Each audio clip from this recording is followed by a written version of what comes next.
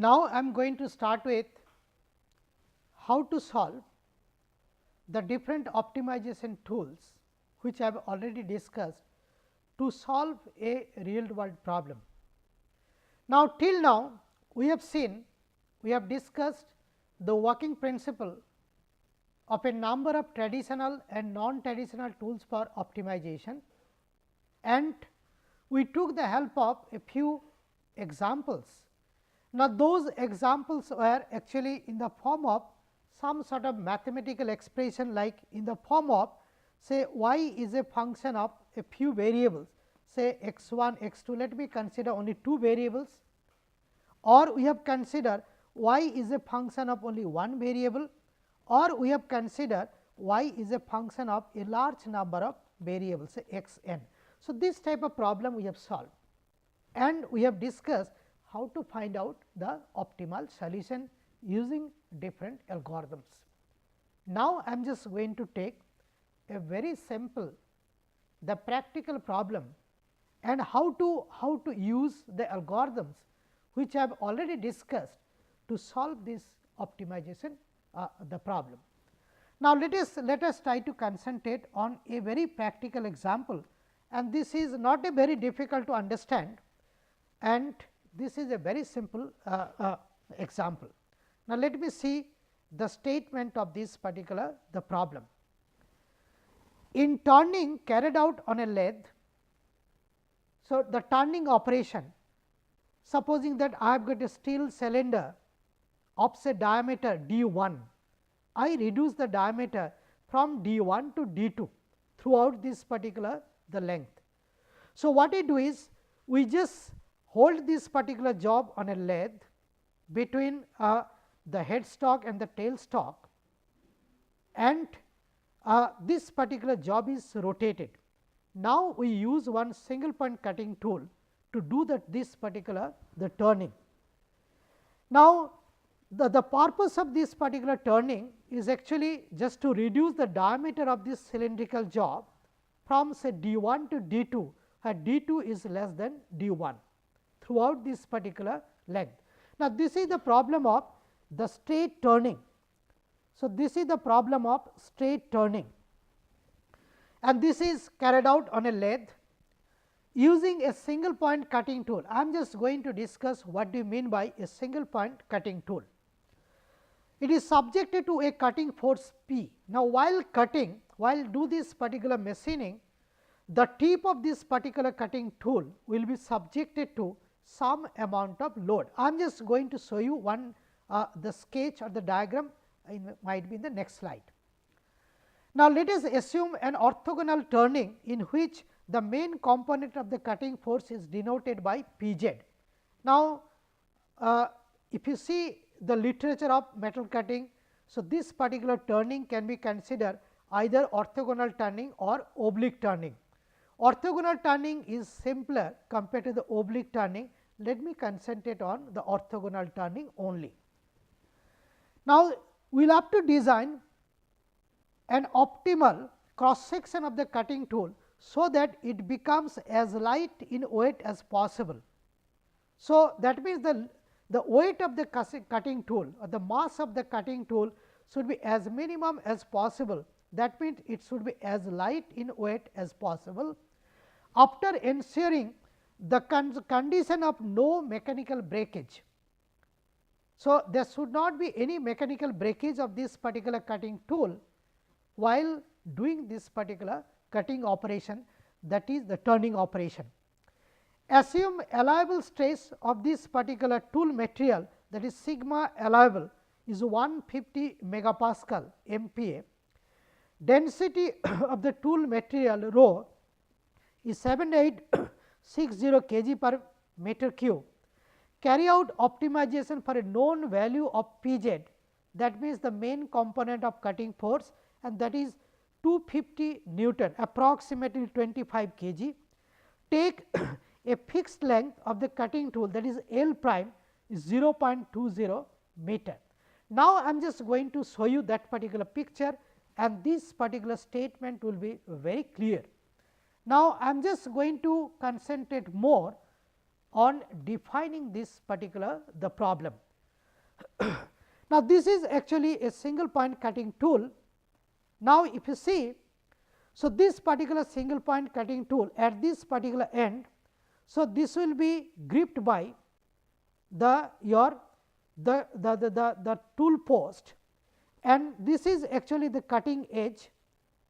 So, this is the gripping end and this is the cutting end, we can say, and this is actually known as the cutting point, and that is why this is called the single point cutting tool.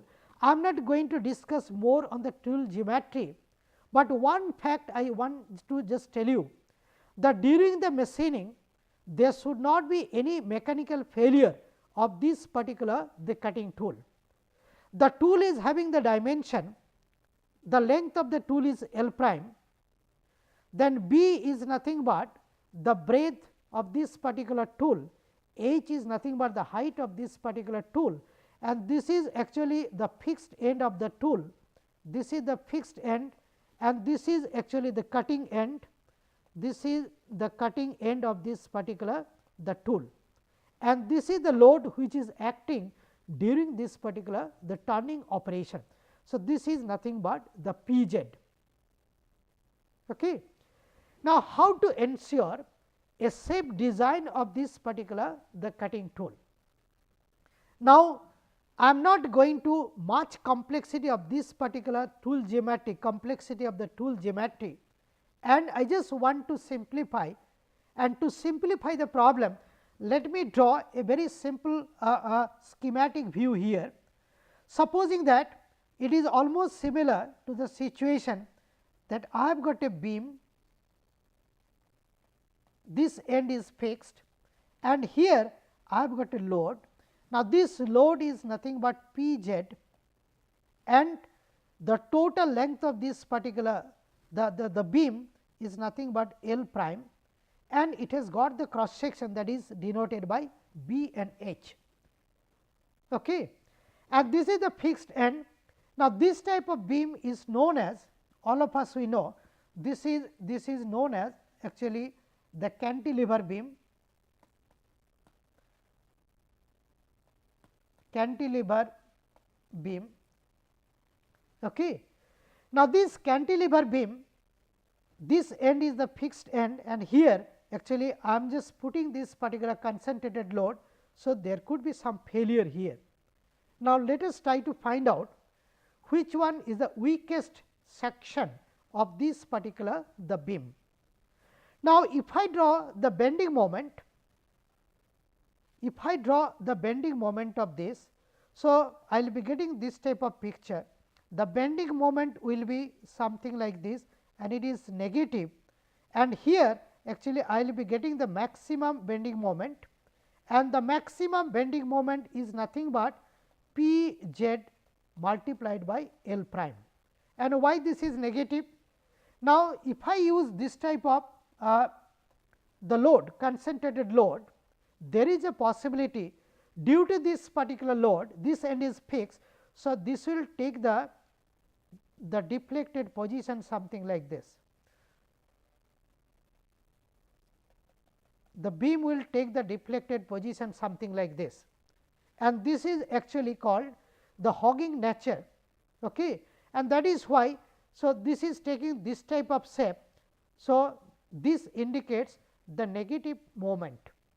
Now, the bending moment at this particular section will be the maximum, that is nothing but P z multiplied by L prime, and here it is the minimum. That means, if I try to find out that which section is the most dangerous, the weakest one, it is not this particular section, but this particular section is the weakest. And that is why here if there is any mechanical failure during this particular machining, the mechanical failure may come here in this particular section, but not in this particular section. So, there will be no such mechanical failure here. And while designing this cutting point, the single point cutting tool, we actually take that particular advantage, and that is why we are able to do little bit of grinding here at this particular end, just to incorporate this particular the tool angles, the different types of tool angles here, so that it will be able to do this particular cutting very efficiently. Now, we are able to reduce this particular dimension little bit just to provide the different angle.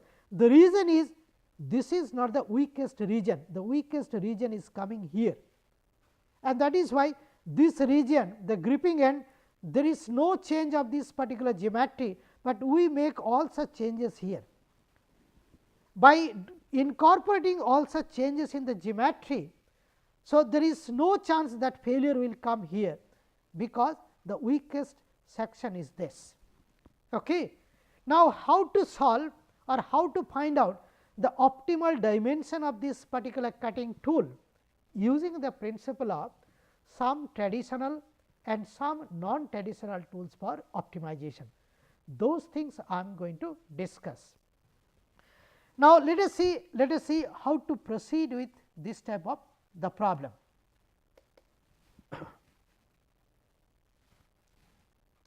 So, once again let me repeat, our aim is to find out an optimal design corresponding to the minimum mass of this particular cutting tool or the minimum weight of this particular cutting tool.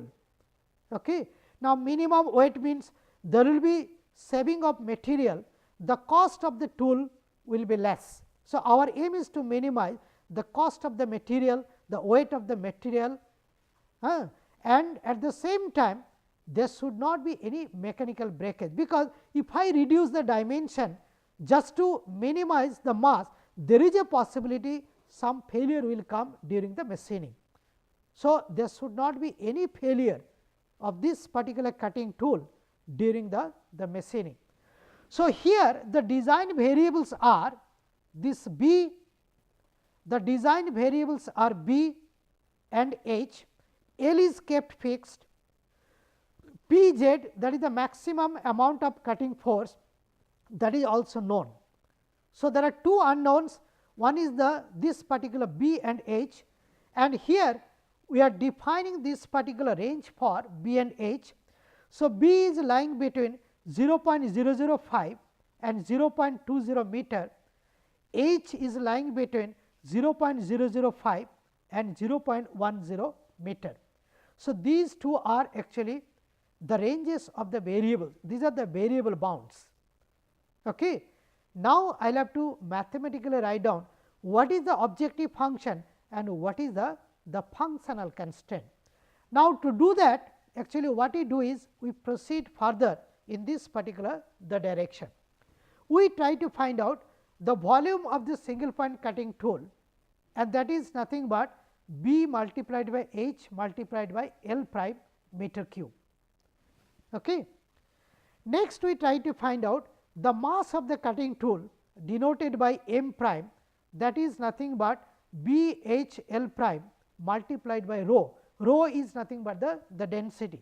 So, we will be getting by putting the numerical values like L prime is 0.20 meter, it is pre-specified, rho is 7860 kg per meter cube, that is the density, and if you just substitute all such values, then we will be getting 1572 multiplied by B h kg. So, this is nothing but the mass of the tool. So, our aim is to minimize the mass of this particular the tool, and we try to find out what is the maximum bending moment. The maximum bending moment M is nothing but capital M is nothing but P z multiplied by L prime, which I have already discussed. P z is 250, P z is 250 and L prime is 0.20, and if you multiply you will be getting 50 Newton meter. So, this is nothing but the maximum bending moment. Now, the moment of inertia of this particular the section. Now, if I just draw this particular section, the cross section of this particular tool, supposing that this is B and H. So, this is the height of this particular tool, and supposing that this is the width, that is B. So, this is the rectangular cross section of this particular the cutting tool, and for this the moment of inertia is nothing but 1 by 12 B h q is nothing but the moment of inertia for this type of rectangular cross section.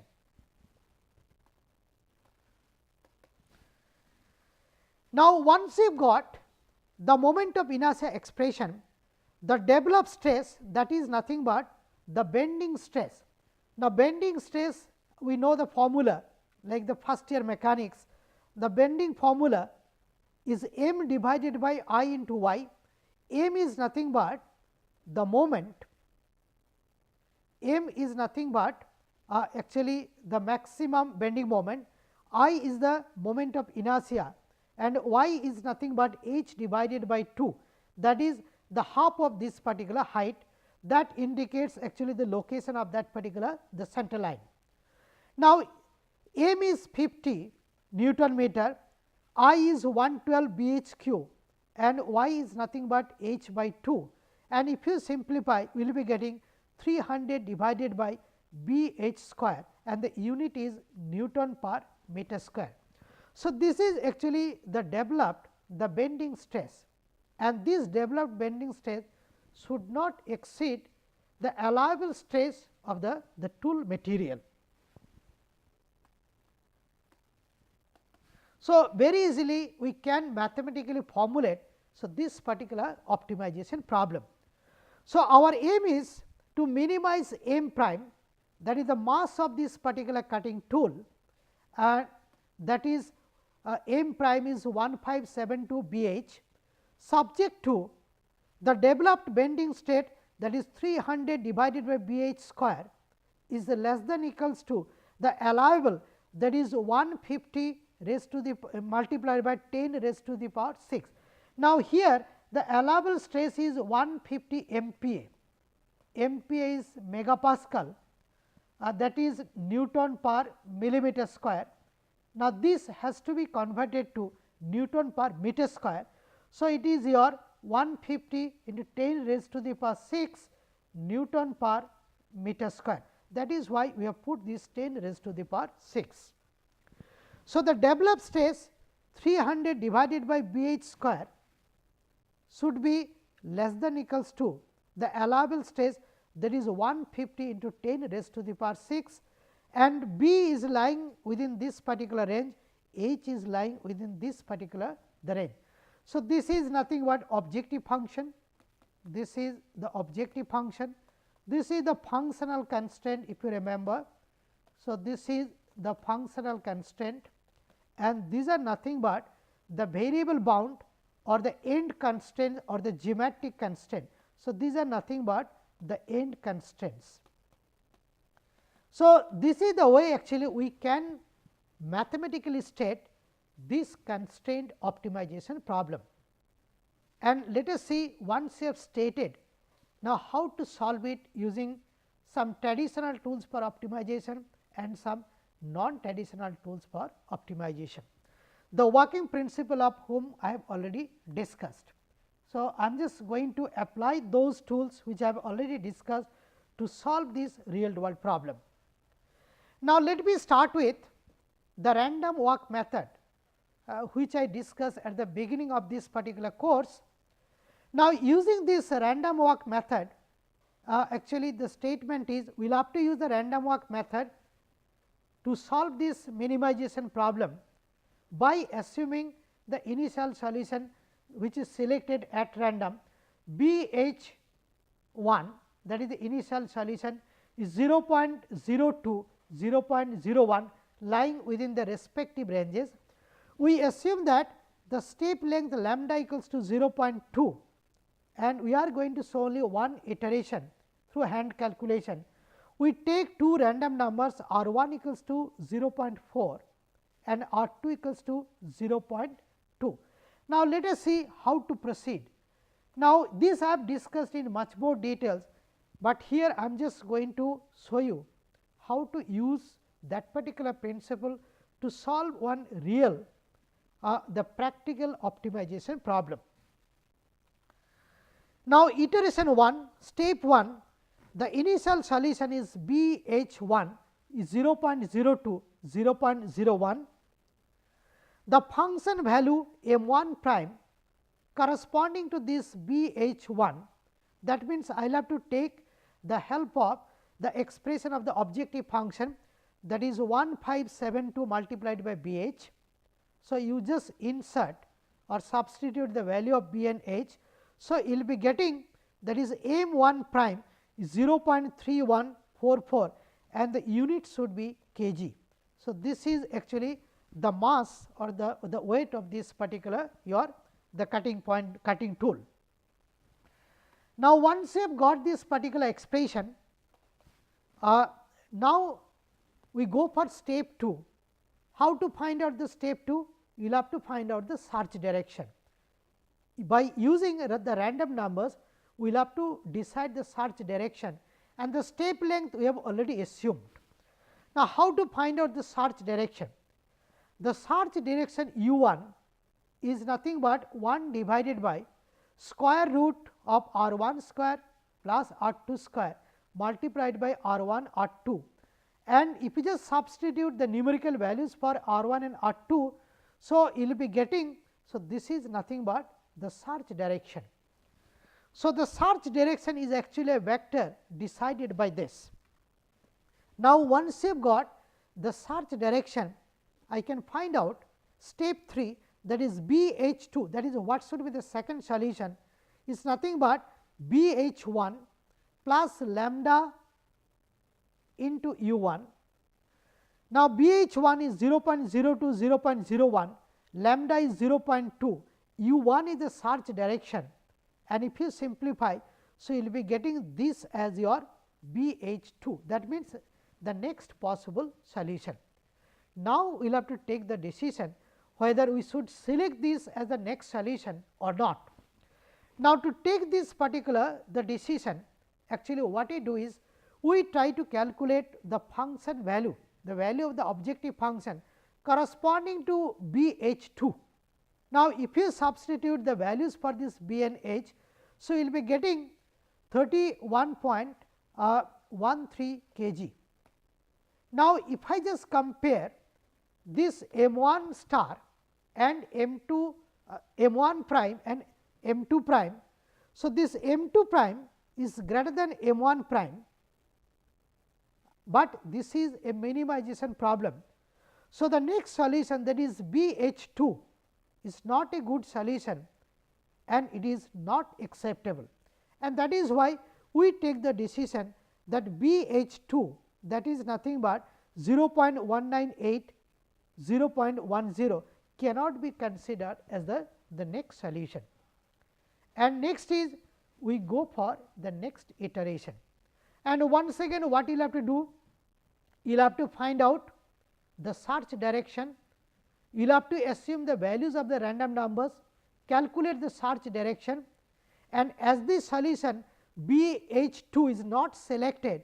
So, what you will have to do is, so you will have to start with BH1, that is the initial solution, and you will have to find out the random search direction, and once again you will have to calculate what should be the BH2, and you will have to go for checking, and this process will go on and go on through a large number of iteration, and there is a possibility that you will be getting some optimal solution, but of course, there is no guarantee that this algorithm will be able to hit this particular the globally optimal solution. And moreover, another thing which I have not considered, that is the functional constraint in this particular algorithm till now. Now, supposing that I am getting some feasible values for the B and H. Okay. Now, if I get some feasible solution corresponding to which the value of the objective function is found to be less compared to the previously found best solution, we accept, provided the functional constraint is not violated. That means, we will have to check the functional constraint related to the developed bending stress, and if that particular condition is fulfilled, then only finally we can select that BH2 as the next solution. But if there is a failure of the functional constraint, we should not select, because there is a failure. So, this is the way actually we can tackle this type of constrained optimization problem to solve using the principle of this particular the random walk method. Now, as I discussed long back while discussing the principle of, so this particular the random walk method. So, this random walk method has some merits and demerits. The demerit is there is no guarantee that it is going to hit the globally optimal solution, and unnecessarily it may take a large number of iteration to reach that particular optimal solution, and it has got a merit. What is that? Supposing that the objective function is having some discontinuity.